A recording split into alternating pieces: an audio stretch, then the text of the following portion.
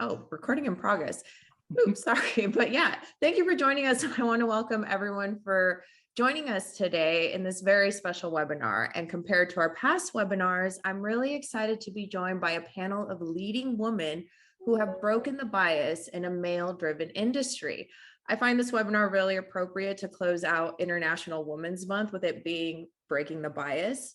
So a little bit about Aurigo. We have been helping capital owners for over 2 decades, and the issue of gender equity gaps comes up frequently in both planning as well as when you're executing your plan, for example, in WMB participation. And in today's webinar, we will discuss a topic that is crucial in our society and needs more attention. It's no secret that we need more female voices in our industry. Women who are leaders in transportation will discuss how they forged successful executive level careers and broke the bias in their area of expertise. A few quick notes before we get started. This webinar will be recorded and will provide all registered participants with the recording. The slides will also be provided to all registered participants. And we ask that you please submit any questions throughout the webinar via the Q&A chat box below, and we will answer questions at the end of the presentation. If for some reason we don't get to all the questions, we will follow up with you via email. I also want to take the time to invite everyone to our upcoming webinar on April 20th, where industry leaders will share how to complete capital projects through cross-agency collaboration.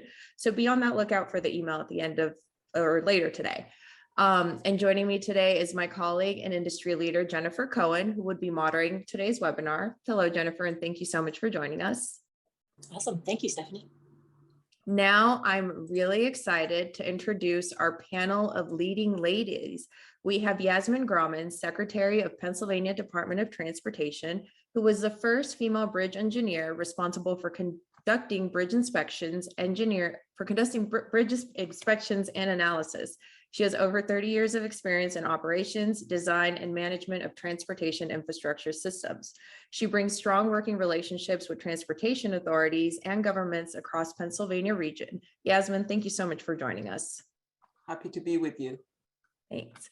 And next we have Leslie Richards, CEO and General Manager of Southeastern Pennsylvania Transportation, and she was the first woman Secretary of Pennsylvania Department of Transportation, where she left her lasting mark. And actually, is Leslie on now that I think about it? I'm here. Yes. Yay, you're here. Okay, well, thank you, Leslie, for joining us. And next we have Patricia Hendren, Executive Director of the Eastern Transportation Coalition, where she focuses on turning data into useful information, helping agencies overcome internal barriers to database decision-making, and demonstrating transportation investment needs to external stakeholders. She has worked with state DOTs, MPOs, and transit agencies, including Washington Metropolitan Area Transportation Authority, where she launched an Office of Performance Management. Patricia, thank you so much for joining us.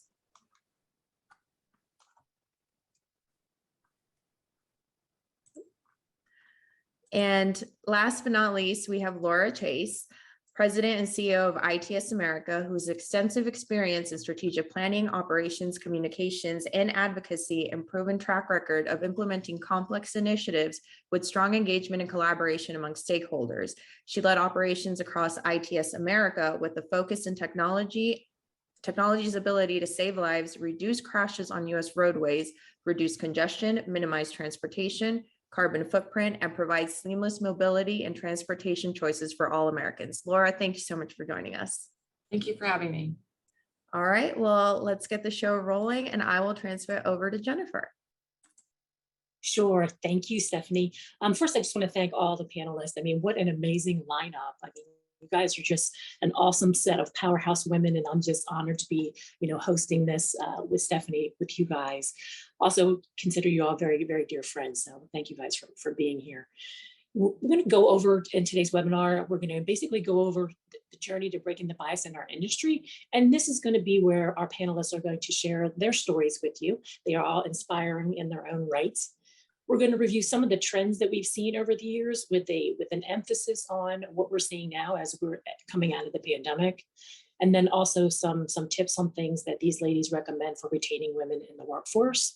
And then more of a rallying call at the end for all of you that are participating on this call, and ways that we can actually start addressing equity issues in the workforce. Sadly, we've lost some momentum that we've had in the last couple of years, so we'll go over that as well. So what we'd like to do in breaking the bias, kind of going through the journey, these ladies' journeys, is really, again, letting them share their stories. But I really want to call to your attention, if you haven't seen this report, McKinsey and Company put out an annual report of women in the workforce. It's a global report, and it's the most comprehensive one for women in the workforce. And as you can see, some of the quotes on this slide, you know, we're still a ton of work to do, you guys. There's still a ton of work to do, whether it's pay equity, whether it's women experience more negativity in the workplace, microaggressions, things like that. So what we're going to do is we're going to go through each one of these ladies' stories. And I know it's the year 2022, but we're all still experiencing first female. I was the first female to run the Department of Motor Vehicles. You got all of these amazing women had a first in something. So what we're going to do is I'm going to turn it over to them, and we're going to go in the order: Yasmin, Leslie, Trish, and then Laura. So you guys just hand off to each other. And I'm going to turn it over to you, Yasmin, to tell your inspirational story on how you got to be the awesome DOT secretary that you are. Thank you so much, Jennifer. And thanks, everyone. It's great to be with this panel today, my friends, my colleagues. So a little bit about my journey. Breaking biases for me began when I decided to study engineering, civil engineering. Back in late 70s and early 80s, there was a systemic bias against women studying engineering and civil engineering mostly. In most of my classes, I was the only person, the only woman, I should say, or one of the 3 female students in the class. And also it carried on when I began my career as a civil engineer. There were very few women in the industry or role models to look up to, particularly one who would look like me. At my first job, I was the first female bridge engineer in the history of that office. I used to be the one of very few women in the meetings or at the table.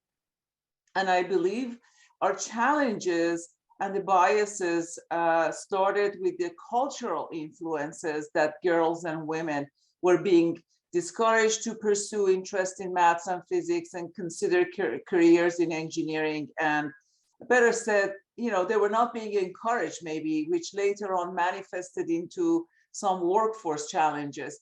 And I have to say, for years, we paid the price and still paying with these cultural influences. So for many years, women engineers encountered attitudes, activities that were systemically biased against women. Back in the 80s, 90s, even early 2000, women faced discrimination in hiring, promotion, job assignments, salary. Many experienced sexual harassment in their workplaces. And for many years, and it took the companies many years to figure out what kind of programs and trainings they should put together to sort of address some of these challenges that women were faced.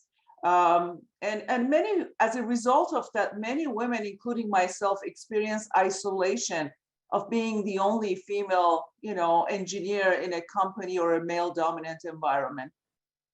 So these were some of the challenges that I faced. Obviously, women, I believe they have a huge impact on everything, on the economy, and they've made a lot of changes, but we can talk about that later in the future questions. Hi, Jen, I'll go next. Yes. Look, throughout our career, I just think women haven't been in a lot of positions. So I think many of us speaking now have been the first because, I think everything we do sometimes, I feel like I'm the first just because, frankly, Pennsylvania is really behind the times. But I know it feels like that with everybody. So in the variety of careers that I've had, with STEM related, I remember I went to college as a math major, and I remember calling my father and saying, I can't stay in this major because I'm one of only a few women in these classes.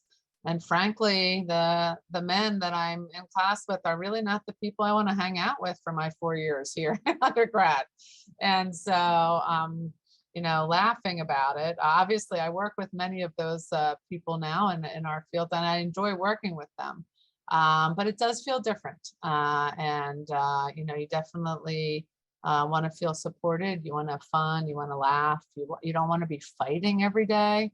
I was laughing with some girlfriends just recently. I was having a tough day, and just so happened it was a day where I didn't see another female throughout the entire day. Every meeting that I had not seen another female. And so, my girlfriend joked, it's tough fighting the patriarchy, isn't it? And I said, you know what, that's what it just felt like today. It was just, and while I'm happy that that's not that doesn't happen a lot, but it happens enough. It happens several times, just in my recent memory.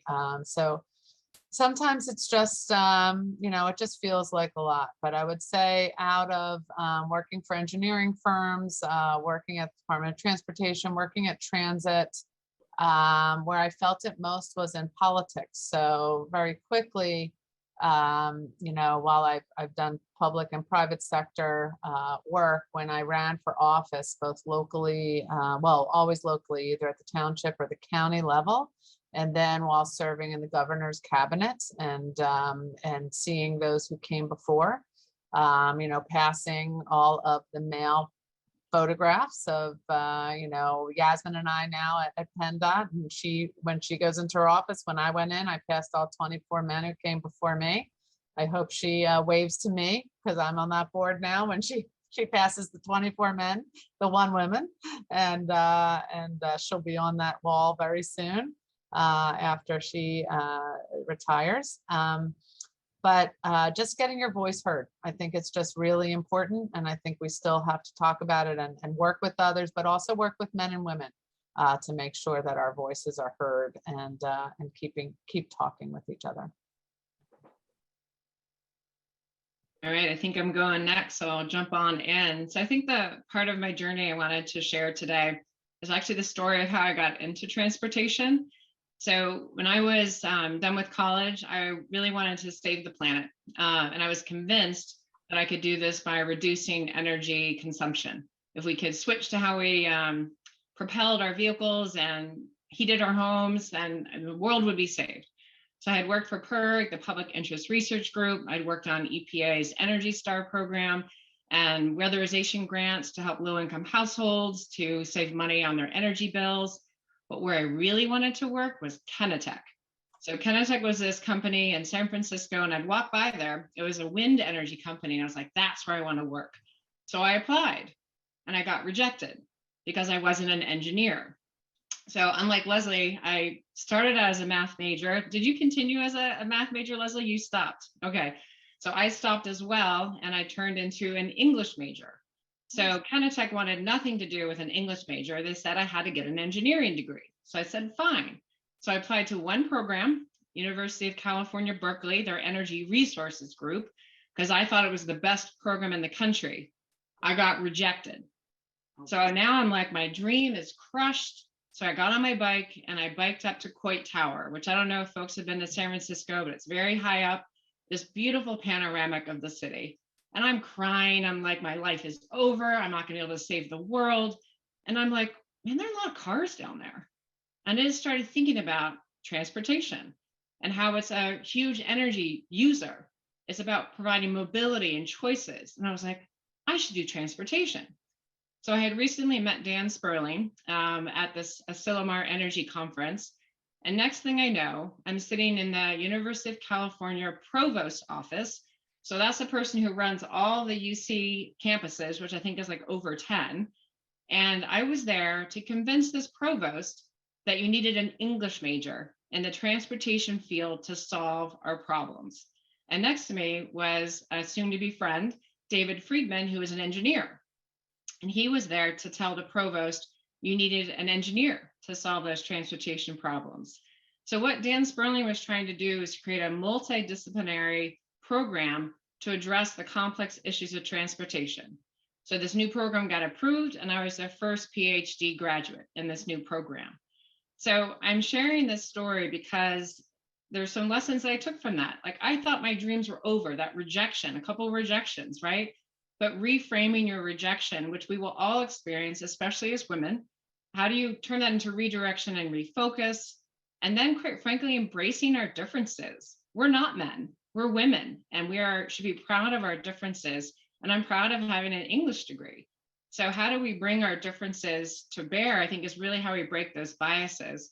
And then I would say, ask people how they got in the field. It's fascinating how all of us got into this this profession that we really enjoy. So that's my little story I will share. And I'll pass the baton to Laura. Thank you, Trish.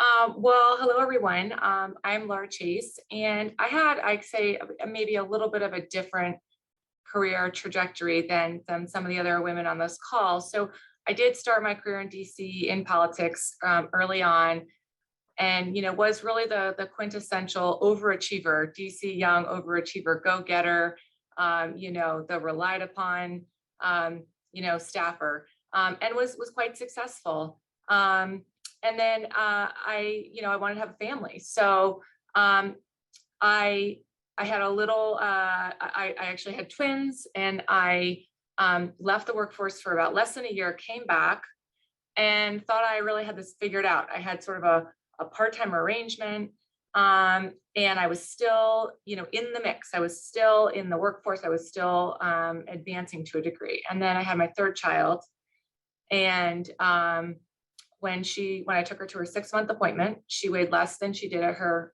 3-month appointment. And I called my husband from the parking lot and I said, it's over. I cannot do both. I'm failing at, being a mother. I'm failing at my job. I have to quit. And in some ways it was an easier decision for me because to me, my family took precedence at the time, and I knew that I had to focus on my family.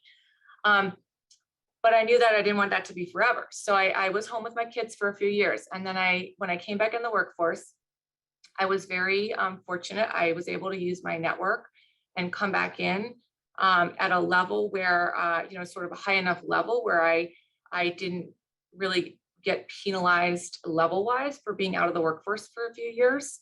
And many women don't frankly have that opportunity. And I was very fortunate to have that, but it wasn't really enough because I think the bias that I faced when I came back in was I would be at receptions or events and having a conversation with someone, and often a man. And when they'd find out, when they'd ask me, well, where was I just, where did I just come from? What did I do for the past few years? And if they found out that I'd been home with kids, they would literally walk away. They would literally stop the conversation and walk away because, how could I be of any use to them? How could I be of any value to them, in their work or their career, if I had just had a few years at home? And so, I realized that I really had to sort of double down on turning my job into a career if I really wanted to advance. And so, that is what I did. And it did require some sacrifices on my part to sort of balance how I wanted to get ahead and who I needed to be meeting with and seeking out as mentors and in my network. And I will say that, it wasn't easy as none of this is, and all of us have had opportunities, but also challenges along the way. But I think that, you still find some of that bias. I think when you are in these environments and when you have a broken career path like I do, you still find that bias among many people in this industry. And so, my challenge is not covering that bias, not covering that anymore, not covering that part of my life and my career. Awesome, ladies. Amazing, amazing stories. I really like the redirect your rejection, Trish. That was awesome. Women suffer from what's called imposter syndrome way more than men. I'm making it my sole purpose in life to get rid of that term because it's just a label somebody put on for women to make excuses about not, giving it 100% and going all in. So I'd like to eliminate imposter syndrome as a term altogether because I think it becomes an excuse and a crutch almost. So we've seen some very interesting trends throughout the years. And like I started off by saying, we were making significant progress. But when the pandemic hit, things completely got flipped on their head and things are still struggling to recover. And we don't actually know what it's going to end up looking like. Women, the study, again, a global women in the workforce study indicated that now in 2021, 1 in 3 women are looking at either downsizing their careers or coming out of the workforce completely. So I wanted to talk a little bit about what trends you guys are seeing in your industry. We'll start with Leslie, go to Yasmin, and then we'll go to Trish and then Laura in that order. Sure. Well, look, we're seeing trends that are not, that are tough to see. We're seeing here at SEPTA, I'm losing young women, good women. They want more flexible, and rightfully so, more flexible schedules. Something that a transit agency hasn't always been known to do. While we're trying to be more flexible, and we are than ever before, we're not going to be, the complete work from home option that some deserve and want. And I'm coming similar to what Laura just shared. I was a stay-at-home mom for 8 years. For me, it was also an easy decision. I had some difficulty getting pregnant, and for me, that was a full-time job for a while, just trying to figure that out. And then was home while the kids were young. I do think I see a bullet point on here where women continue to be overrepresented in lower paying occupations, which furthers that pay gap that we're always talking about, right? If you can never catch up. But I also think, and particularly while I was a stay-at-home mom, I think women also don't volunteer for the right things. I mean, Laura talked about how people weren't taking her seriously, just thinking she was staying home. And trust me, that is hard work. That's really hard work, especially with twins and a third kid there. But what I saw a lot of women doing too, and this is what helped me when I came back to work. I had volunteered in very useful areas that helped me jump back into the workforce. And so that's something I do want to put out there. Volunteering for my community, volunteering for quality of life improving options, which led me then to run for local office, which allowed me then to run for county commissioner, which allowed me to bring back park planning and stormwater management and economic development issues. I think it's very easy. We can get wrapped up, and I always use the example of volunteering for the kids gift wrap drive, right? You think like, yeah, it'll help you. It might help you in getting eliciting funds and donations, but who's going to take that seriously when other people are volunteering and heading a comprehensive park plan for a township or getting open space preservation done. And so I just think you have to be for women, we have to utilize our time wisely. The trends we are seeing are troubling. I always worked part-time as well until I was, honored to join the governor's cabinet as PennDOT secretary. So worked anywhere from 24 to 32 hours a week. And so right now I'm a huge component for flex schedules and where we can go. And I'm able to assist in the discussions of some people don't trust that work's getting done if they don't see you. And I can say, I know for sure that happens because I worked from home when no one else was doing it. And trust me, I worked harder than I ever did and made sure that those who trusted me, got their money's worth. So just by having those conversations, bringing it in, and realizing what the future needs to be to support women. And we definitely have to look at childcare, and we have to look at other things, and obviously having to teach children at home. Women suffered a lot there too. So, we all have to figure out, what does the future look like for us and how can we best support women in these roles? So I go next. I'm going to bring in some statistics. I'm sure you've all heard about it, and you showed some of the graphs, Jen. Women they make up 57% of all college graduates. However, 47% of workforce, and I bet the numbers are also going down since pandemic. But when it comes to the C-suites, they only make 8% of the Fortune 500 CEOs, right? And so there is like a 40 points gap between the workforce and having the opportunity to become a CEO. And I bet you the system is not broken at the last promotion. It goes on, throughout the entire career that brings this ultimate result that we are seeing today. So I think what's really important is we need to make the workplaces very equitable, provide pathways for advancement for all genders, all women, invest into equitable upskilling, also start early on with the STEM programs, STEM for minorities, STEM for women, to make sure we are creating the pipeline. And, this issue is no different than systemic racism. There is the gender inequity is another systemic issue that we have to deal with. The trend says that there are 16 million working moms supporting 28 million children.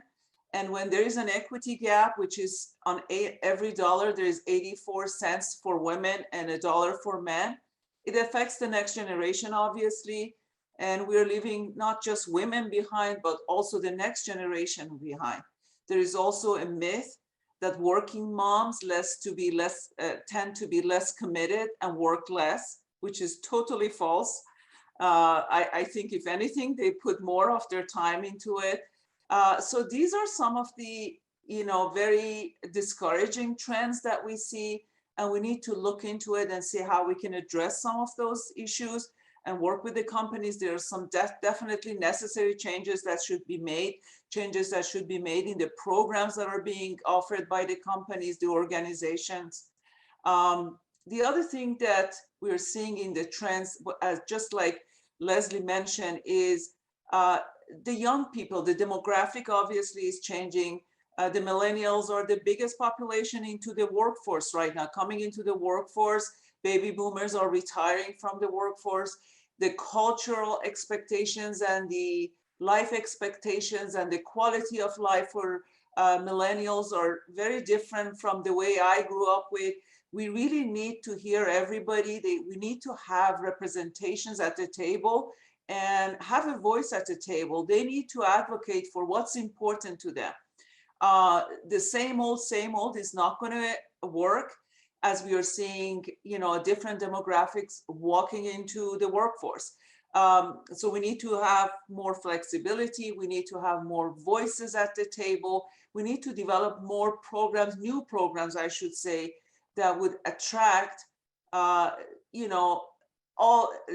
people, not just the women, but also other minorities into the workforce. So I'll jump in a little bit, and I think next. I think I want to start my comments by thanking the men who are actually on this call today. And I think having this conversation can only be successful if we have everybody at the table. So it's kind of some themes I think is coming up today. And I encourage everyone to read this McKinsey report, because part of what we need to do is just increase our awareness about what the challenges still are. But even though some of the data in that report is really discouraging, I think overall, just looking at my career, I'm actually encouraged. Like, there are more women in the field. There are more women leaders in our field. And that is something to just be absolutely applauded. And I think the thing I'm seeing the most change in is that women leaders are not expected to act like men. Like I think it was just last week, Rosa Roundtree, I believe is her name, from the IBTTA, she got an award and she cried. And at first, they had that reaction, you're just like, oh, that's embarrassing. And I was like, no, it ain't.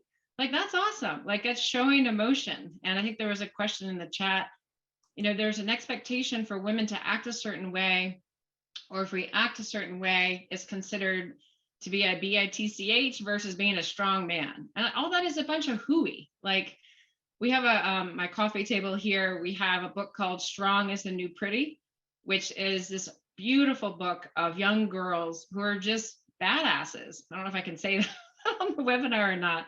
But so that's the thing, that how do we embrace, again, our differences? Like, we're not men, and that's good. We're the teachers, right? We're in every elementary school, or majority women. We're the caregivers. We manage our household. So don't you want those skills in the workforce? So I really want to, I see a more embracing of the differences of women in our field in particular, and just in the workforce in general. So yes, the numbers are down, but I feel the trend in embracing women for our differences is improving. And I think that will lead to more people in that CEO suite, because we are important that we're different. So I think I'll leave it on that positive note and pitch it to Laura. Thanks, Trish. I agree with your positivity. I'm going to talk just briefly about some things that I think we can do, actions that are tied to this lack of promotion for women, because I think this is really important. And I will say, I think obviously there's many factors that contribute to this. But I think one of the things that I see, like Trish, as a real power and positive for women, is that women are so much more likely to collaborate without ego.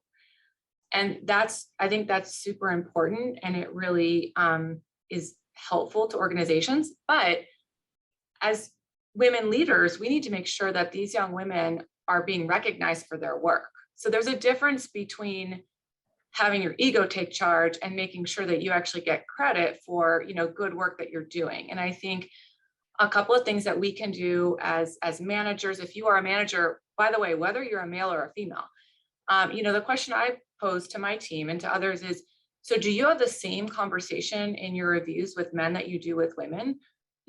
Are you saying to the women that you're talking to on your team, where do you want to be in 3 to 5 years? And even if you're not sure, have you thought about these couple of things that you need to do in order to get to that next level?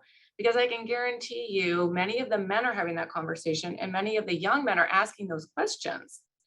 And if the young women aren't, then they're at a disadvantage, because all of us know that there are certain things that you need to do to get to the next level. And if you're not either thinking about that, or if you don't have a supervisor who is really pointing that out for you, then you are going to be behind potentially in the promotion process.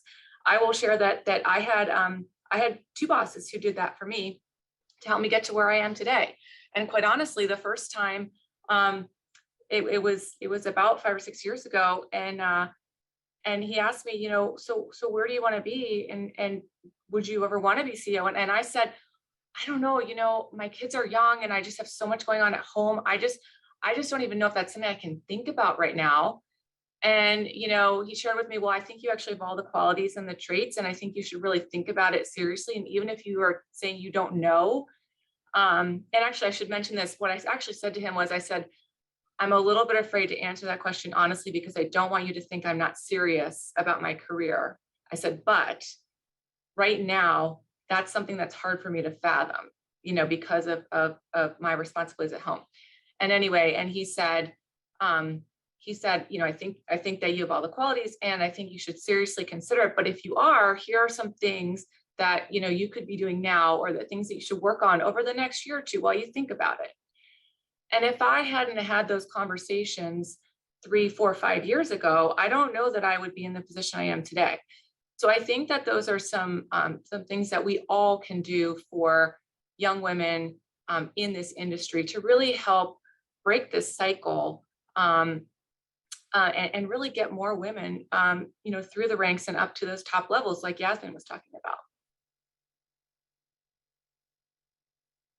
Awesome. Thank you, ladies. I really like the kind of the theme of women supporting each other, and then also, men supporting women. I think sometimes people think that, it's just women and women. No, I've actually had a lot of male mentors as well, and I think it's equally as important to have that.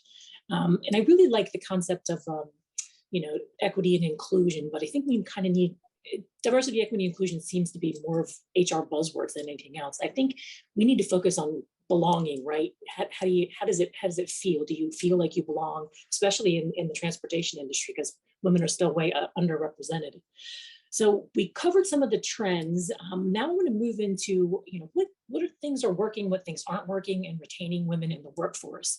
Almost all of you said the word flexible at one point, because all of you have experienced that during your careers. But I'd like to kick this conversation off. Laura, I'm going to actually start with you and Trish, since your situations are a little bit unique with young ones at home, and then we'll move to Leslie and Yasmin to finish this out. So Laura, you're back up. We're about 30 minutes into the webinar and I see a lot of questions coming in. So please keep them coming. We will be answering questions at the end of the presentation, but let's keep it going, ladies. Great, thanks, Jen. So I will say that, I think that if we're talking about retaining women, I think it's really important to recognize that there's no true work-life balance. Like there's no secret sauce here. And my own perspective is that the pendulum always swings. And working mothers really do need that flexibility in order to really manage that. And there are certainly times where I have to put a little bit more of my effort and focus on family. And then there are certainly times where that has to swing back a little bit towards work. And I think, one of the things that was really resonated with me, and I'm sure many, many working mothers across the country, was in the Supreme Court hearings when, the potential Justice Brown said that, she apologized to her children for recognizing that she didn't always get that balance right. And that's, I think, what a lot of us working mothers feel, is that it really is this constant pendulum swing. And like I said, there has to be some flexibility within the workplace in order to allow women to manage that. I also think, Jen, to your point, I really buy into this concept of belonging, right? If you don't have a culture of belonging, then you're never going to have that true inclusive environment. And part of that, to me, is I think we really need to encourage women to stop covering for different things. And, by covering, I mean, when you do something to minimize your difference in order to fit in. And so for me, as my example I gave before, I used to cover for the fact that I had taken a break in my career, that I had been home with my kids. But, the reality is that the more that you do that, the more that you don't make that okay, you don't normalize that. And I think, just like everyone has said, many women on my staff is actually 61% women. Many women on my staff are mothers. They're incredibly committed. They're some of my best, highest performing employees, and I don't want them covering. And we need to really make sure that we're being honest about how we are managing this work-life balance, if we really want to retain women. Because at the end of the day, I think that the pressures that COVID put on particularly working mothers were so intense that we really need to think about how we're creating that culture of belonging, and accepting that flexibility to really maintain that level of balance. All right, I think I'm going next with the other working mom here with some young children. So I'll be blunt. Those who know me know that's my MO. Mommy guilt is real. I mean, it is hard. And I think finding, again, that reframe, which I guess is part of my theme today. So yes, I'm a working mom and I get that balance wrong many times, but also you're a role model to your kids and other people in the workforce that we can do this. So it's trying to, bring some of that positive reminder back. And then a little trick that I do is I create a mommy, I have 2 daughters, so I create a mommy daughter day. And this is a day where they have me 100%. I'm not a wife, I'm not a friend, I'm just with them. And they get to dictate the day. So if they want to have ice cream for breakfast, No problem. I say yes. So that kind of idea of that helps me rebalance, that I have a pure day just for them. So that's a little trick a working mom gave me. So I hopefully share that with you all as well. And you know how we keep women in the field, we keep talking about flexibility. I mean, we cannot say it enough, but I would also say listen, because what one woman's flexibility is might be different. What they mean by that, what they need is can be very personalized. And then the last thing I would say is health. I think women's mental health and physical health sometimes can get really challenged in the workforce. So for men and women to be curious about ourselves and ask people like, have you seen the doctor? Are you going to the dentist? Yes, I know that's personal and there's, you know, you have to be very careful of the line, but we have to remind each other to take care of our bodies and our mental health as well. So I think that will create an environment that is that community that people want to be a part of, because we are more than just who we are in the office. Like we're these living, breathing, sensitive beings. So ask people how about their health. I think is another thing we need to start doing more in the workforce for men and women. Okay, I go next. I don't have any more young children at home. My kids are grown. They left the house years ago. They're independent. But I did experience all the challenges that Trish and Laura are going through. It's never easy when you want to carry your career and raise your family at the same time. I agree. There is, for me, work-life balance. I didn't know what it was. You know, I did what I wanted to do at the time and what I could do at the time. Obviously, having a strong partner is very important, but not everyone has that. And there are some single moms that they have to work and raise their family, and their career is important to them too, as well. It's challenging. It's challenging, and honestly, you can't make it to everything you want to make. And I remember when my kids were younger and I was younger, and I felt like I gotta do it all. And some of it is kind of like was the expectations that's coming from the society that you have to attend certain activities. But later on, as they got older, I realized that, you know what, I do what I could. And I'll have a conversation with my kids. And I basically figure out how much time I can allocate to those activities and figure out how to balance between the family and my job with the time that I have, and just focus on the important stuff. I think at the end of the day, a lot of it is personal satisfaction, I have to say. You know, for me, it's like, it was great to be attending some of these events, but I didn't. So, you know, obviously looking forward to do it with my grandchildren, hopefully. With regards to what changes we wanted to see and how do we want it to go about making opportunities for women in the future, honestly, we have to put our money where our mouth is. We have to invest into a lot of things, invest into procurement, invest into putting programs together, invest into prioritizing some of these programs within the organizations that would attract more engineers and women from the STEM program, and provide opportunities, provide trainings. You know, these are some of the stuff that we can actually focus on and invest into.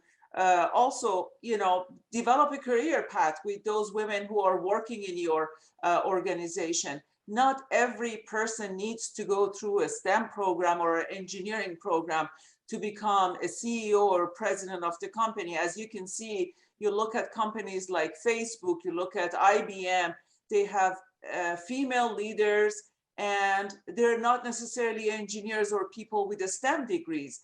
You know, they can start with other programs and slowly develop their soft skills and their, you know, management skills, and sort of develop a path that would put them to where they ultimately want to be. Create a network. What I'm trying to say is, obviously the STEM and engineering program is very critical, very important to develop those technical skills, but it's not the only skill that you need to have to advance in your career. and those other things come into play. It's very important as you move up in your career. The network that you created, the people that you know, the relationships that you build, the projects that you work on. Leslie earlier talked about the civic engagements are so critical. This is how we build characters, personalities, strength, ability to become a leader and to, you know, lead an organization or a team or a group and make an impact in whatever you're doing. So these are my thoughts on that. I'll add a few other topics. Really enjoyed hearing what everyone had to share. For me, especially through this pandemic, I was a caregiver to my mother who was suffering with dementia. And I think a lot of our women, fellow colleagues, become caregivers. I think that's also something that we have. And so as far as support groups for women, we have employee resource groups here. And as I started sharing my story, and I know it's been mentioned, it's really important to talk about things that you're dealing with. So even though if you think you're the only one dealing with it, as you share your story, you find others. And so we now have an employee resource group around employees who are caring for family members with dementia. It is very difficult, and it's wonderful to have this support. It is men and women. It is majority is more women than men, but it is men are definitely represented. And I think it is again, it's really important to share our experiences and support each other. Jen started off with using the word belonging, and it's one that I hadn't used a lot until I had come here to SEPTA and had talked about what is it that we need and what are our employees feeling that you know, we really need to work on. And that word came up over and over again. So we hired an outside consultant that specializes in putting together diverse workforce initiatives. That we wanted to be very thoughtful about it. We didn't just want to put something together quickly that would like fan out and not have a lasting legacy or have a strong enough foundation. And one of the things we put together was a DEB council, and DEB stands for diversity, equity, and belonging. We have 16 members. It has a very diverse from age, from race, from gender. They have addressed issues such as the use of pronouns at SEPTA, gender neutral bathrooms. We've talked about racial issues. We've talked about how we make our workforce more inviting to others. And it's been really helpful. In fact, right before this meeting, I came in pretty last minute. The FTA administrator, Noria Fernandez, is here for a rail conference in Philadelphia, and she wanted to spend some time at SEPTA. And she, you know, I asked her, I said, would you mind, instead of talking to our large project managers, would you mind meeting with our DEB council? Would you meet with our women in transit? Would you meet with our women in non-traditional careers? Would you meet with our women in the trades? We love having you leading the FTA right now, and I think it would be really wonderful for them to show you the work that we're doing. We had a wonderful conversation. And so we have all of these other support groups that are helping each other as well. And I'll just end by saying I also have put together, I asked when I came in here, I asked for a list of the senior 15 women, and where, you know, how far down in the org chart do we have to go to find 15? We had, you know, I have to say, we had to reach a little bit. And so now we have a lunch group, and we get together every other month, and we just support each other. We talk about, as has been brought up by others, just by Trish, you know, our mental health. How are we taking care of ourselves? How are we taking care of our teams? What is it? How do we check in with each other? How do we support each other? How, you know, how do we get our exercise in? How do we eat better? What are the things we want to do that we just can't find a way to fit in? And it's been really fantastic. So I think having all of those groups together and sharing ideas is really important as well. awesome, excellent points all the way around. You know, I think belonging is important, but I also think to be able to retain women in the workplace, they have to. The hiring strategy has to be changed just a little bit, because what, you know, the normal process is you go through, you know, technical, and like Trish said, you don't have to be an engineer or Yasmin, an engineer to be successful in the transportation industry, but they tend to look for, is this a good person to fit our culture, right? Is it instead of saying cultural fit, we should be thinking cultural add, right? Does this person add to our culture? Because sometimes I think that hiring strategy works against us in some ways. So we wanted to just hit a couple of these. These are, you know, some programs to help women in our industry. This is the rallying call for all of you that are on this call. A lot more work needs to be done. These organizations are doing, you know, a lot of excellent things.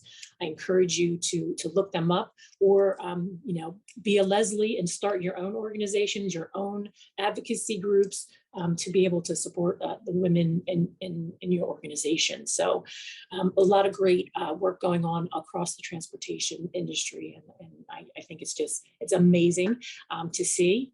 So thank all of you ladies. We do have quite a few questions, so I'm going to. Yeah, we definitely have a lot of questions, and thank you guys, lady. Your stories are amazing. So first question, and it's not directed to anybody, anyone can answer it. How do you combat bias toward personality types and traits that are celebrated in men, but seem abrasive in securing coming from women? So whichever one of you ladies wants to take a stab at that question. I'm calling hooey on that one. I think that's, yes, you will get that response, but I would get a copy of Strong as a New Pretty and look at it.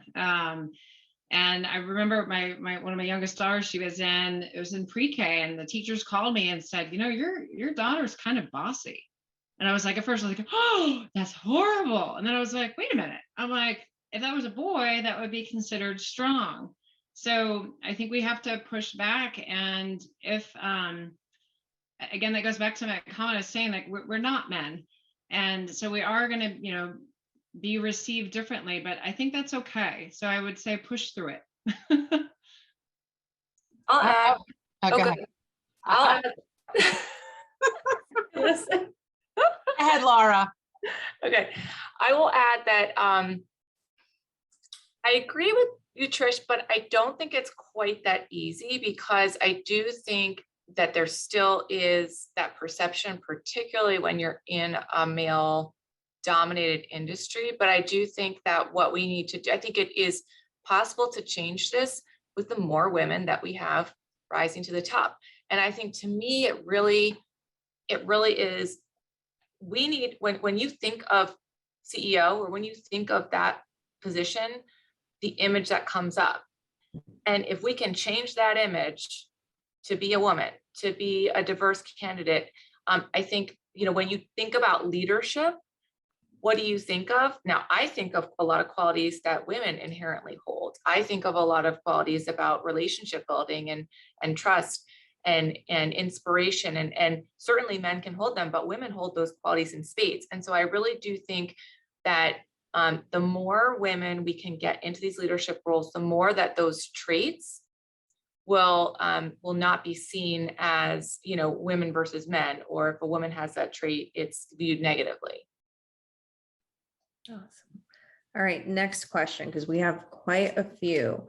How do you handle discrimination issues with those who are in the lower paying entry-level jobs and trust within HR?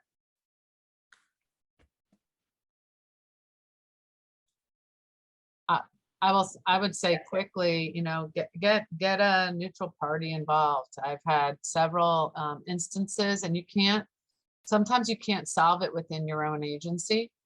And you really just need to get another party to hear it out, because it is very difficult. It's very difficult, and getting others to hear your story. I feel badly if anyone's. I see that that was submitted anonymously, and so I mean, if I can help anyone, if they want to reach out after if they're having an issue, but that can be difficult. Yeah, I agree with Leslie, and honestly, it varies if you're working for a public agency or a private company. Obviously, you know, the HR gets involved. We have a lot of union workers. They take these matters very seriously, and they, you know, do a thorough investigation sometimes, or counsel gets involved. But it's discrimination is a serious issue, whether you're working for a private firm or a public agency, doesn't matter. All right. I was also going to say you have to call these things out. I know we want to get to all the questions, but even, you know, all the subconscious bias, you have to point it out, because sometimes I do think it's subconscious. I had someone, you know, while we were hiring a very high position, someone said to me, a man had said to me, well, we can't go with the female candidate because the person who had been in the position before was a female. And he said, and that was a disaster. And I said, well, how many times have you said we shouldn't go with the male candidate because the last man who had that, you know, position was a disaster? Sometimes if you just repeat it, and this person who by the way, a huge advocate for females and helping and mentoring others, he couldn't even believe that he had said that. But I think sometimes we think this way, and so again, pointing those things out, I do think not everyone's so aware of it. All right. I like this question because I'm a millennial. What are things that millennial and Gen Z women can do entering the workforce to encourage a culture of belonging? Because we did talk about how we definitely don't feel like we belong. So how can we encourage more women to create that culture? So I heard this term recently called "who-luck," which is a funnier way of talking about mentors. So reach out to women and men. Mentors make all the difference. And do your homework before you reach out and find out what you're asking that mentor to do. Be respectful of their time. And sometimes that mentor might not be the right fit, but you need to do the work to reach out, and it is worth it in spades. So that who-luck is people who you've come across in your career. And it's just so incredibly important. So it would be a strong recommendation to do. And I will add, you know, I think in your own company, your own environment, if you're entering a company, you know, go have lunch with someone who doesn't look like you. If you're going to, like Trish said, reach out for a mentor or a colleague to network with, pick somebody who has a different background than you know, so show that you are interested in finding out more about another person's perspective, and not just interacting with people who have the same background as you or look like you. So the more that you can really show that you're interested in diversity of thought and diversity in the workplace, I think that helps to create that culture of belonging. Great. Next question. What do you suggest for those women who have worked hard in STEM careers and want to be CEOs and directors who already have those soft skills? I see Yasmin smiling, so I feel like she has something to say. Well, I got to tell you, it's a combination of things. Obviously, you said the technical skills, the STEM program, the education, you paid your dues, you worked hard, you gained the respect, you do have the soft skills. So the hard work is obviously a big part of it. Education is a big part of it. Having those skills to deal with people is very important. But at the end of the day also is luck, and being at the right place at the right time makes a huge difference. I can tell you it made a big difference for me, and you never know when that opportunity comes across your way, but you have to sort of build your career step by step. And sometimes you don't even think about the ultimate position that you want to see yourself in. You can't maybe even imagine yourself being in that position. But if you do your everything right as you're moving up through your career, at every step you do the right things, you work hard, you serve the public, you try to do all the right things for this good of the business. I think the opportunity, once you step into it, it will grab you, and you never know when that's going to come. And I think kind of going with what Jen said, get rid of that imposter syndrome. That's right. Because we all suffer from it, and just take it and run with it. Last question, and because we have a lot. So like I said, if we don't answer questions, we will follow up with everyone via email. So any suggestions on effective strategies to increase the number of women applying for both entry-level and leadership positions in local and public works agencies?